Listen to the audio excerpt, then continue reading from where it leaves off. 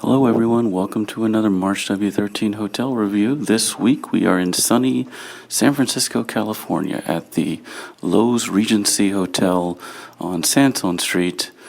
And we have a room, it's a deluxe room on the 39th floor.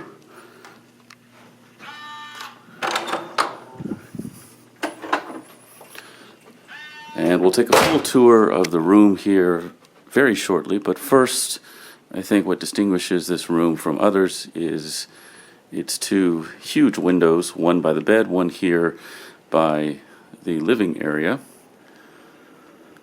with views overlooking San Francisco Bay and the city. And let me just zoom in here so you can see the docks, the Embarcadero, and we'll see Fisherman's Wharf here shortly. But as you can see, at this time of day, we're approaching 11 a.m. The bay is a veritable hive of activity. On the other side of the bay in the distance, I believe that's Richmond, California, with its famous refinery that you ought to be able to see just in the center of your screen, barely etched into the hills. And then less far afield would be Angel Island, and of course on the left you have Coit Tower and the infamous Alcatraz Island, and in the foreground here we see the iconic Transamerica building. But back to the bay, I believe just on the other side of the bay, and you can get there by ferry relatively quickly, is Sausalito. And then moving left, of course, you have probably the most famous landmark in all of San Francisco, the Golden Gate Bridge, which terminates in the Presidio there in the center of the screen. And then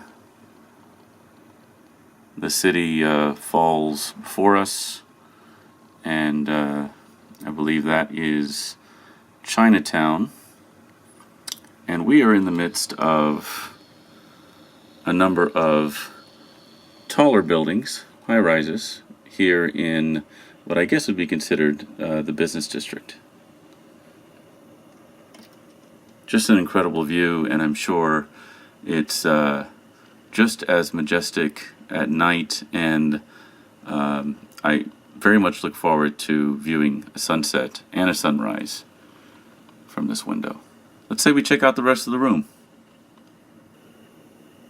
Well, the view was certainly impressive, but there's more to this room than the view. Let's say we explore some of the other amenities. One of the ones that's a bit puzzling at first glance is this temperature control device, which appears to be quite either old-fashioned or rudimentary. I certainly know that given the uniformity of the temperatures in San Francisco, where year-round highs are in the low 70s, lows are in the high 50s, a lot of folks don't have air conditioning. And looks like you can maybe control the strength of the air, and I don't know whether this is a target temperature or the temperature of the air, but you can hear something happening in response to a change in the desired temperature. So you don't see that every day. Then you have the closet, which is just on the left here as you enter. Has a couple of mirrors. And from top to bottom, we have some additional bedding, including pillows, some very high quality wood hangers, there are about 12 of them. And then this pedestal with drawer space, atop which sits a safe. This one actually accepts 6 digits, and one of the unusual features is that once you close it, assuming that you've entered a code and not reset it, it's actually supposed to close and lock by itself, but I think it may have reset itself in the 10 minutes during which it's been open. And you have a stand here, a fold-out stand for luggage, which I didn't need to use, and then you have standard ironing board and iron.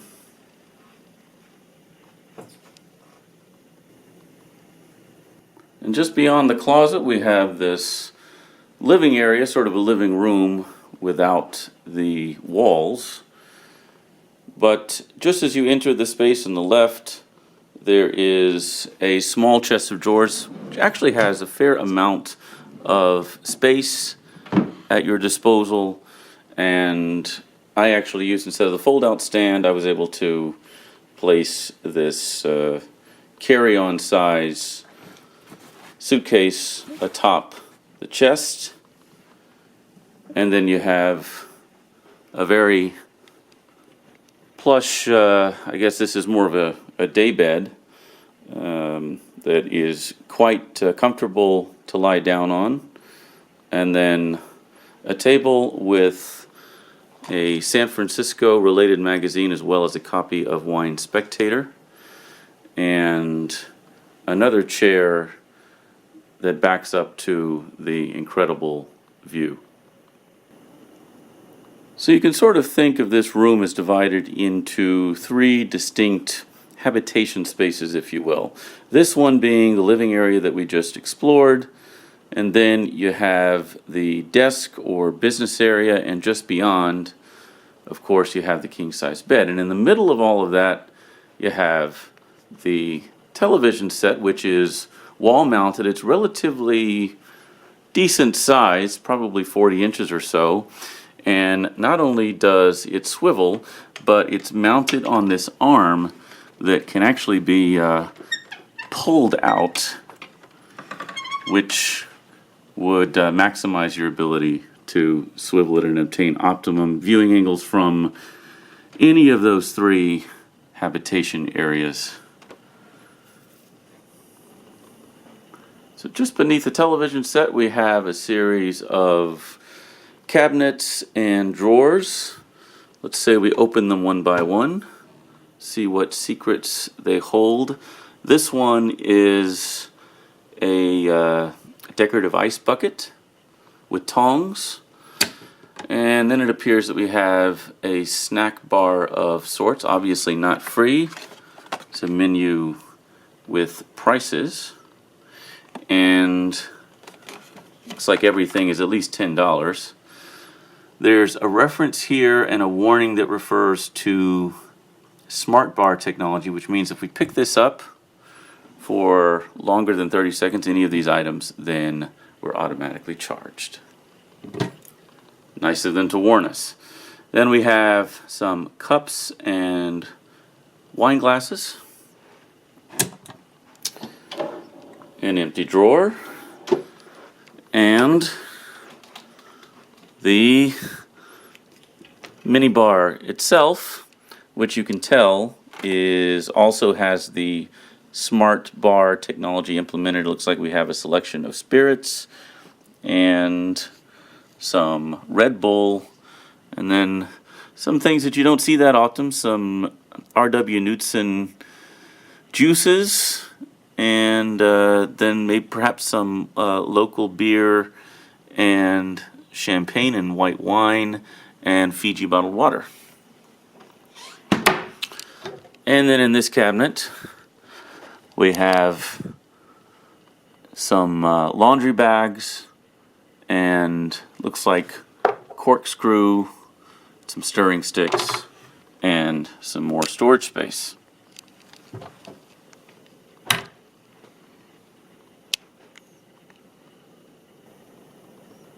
Well, let's say we check out the desk and working area. One of the first things I look for is the comfort of the chair. And this one certainly appears to have a lot of padding in the leather here. One of the things that it doesn't have is wheels, so this chair won't swivel, pivot, and move as easily as chairs that you may find at a typical generic chain hotel. But it certainly matches the colors of the rest of the room, the wood and the leather, and it's the entire desk. It's very classy, sort of reminds you of something aboard a ship or something like that. In this drawer, we have another San Francisco travel guide. This room does come with room service, and there's an in-room dining guide here. Looks like it may not be 24 hours a day. Breakfast is served from 6 to 11, and then there's an all-day menu served from 11 to 11. And then it looks like you can order some of the same items as available at the restaurant downstairs from 5:30 p.m. to 11. And then, of course, they have a children's menu, desserts, and beverages, including wine. We're just south of Napa Valley here, so one would expect to have a decent wine list. And one of the things that I think is unique and perhaps not encountered at every hotel is a pet in-room dining menu as well. Selections for both dogs and cats. And additionally, you have a guest services guide and some pen and stationery and a phone, although it doesn't look like the phone has any presets to contact specific services and departments within the hotel. The desk lamp, like all of the light fixtures here, very, very, very nice. And one of the things that I assume is unique to maybe these high rooms slash rooms with a view of the bay are these binoculars. And then you also have 2 power outlets on the right side of the desk. Now, with respect to the bed, I suppose you can't go wrong with this view. But as for the mattress, it's very, very soft, plush, but it also bounces back. I think on a scale of 1 to 10, this is probably an 8 or 9. And then on the bedside, you have switches for lights and lamps, and a phone that does have presets for the front desk and in-room dining and the concierge.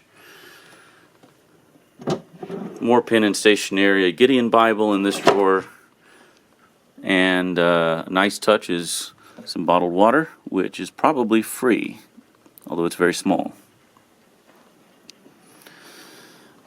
And then matching on the other side of the bed is another table with the same amenities, except we also have a traditional radio slash alarm clock and a holder for the remote control for the television. All right, well, I almost forgot to show you the bathroom.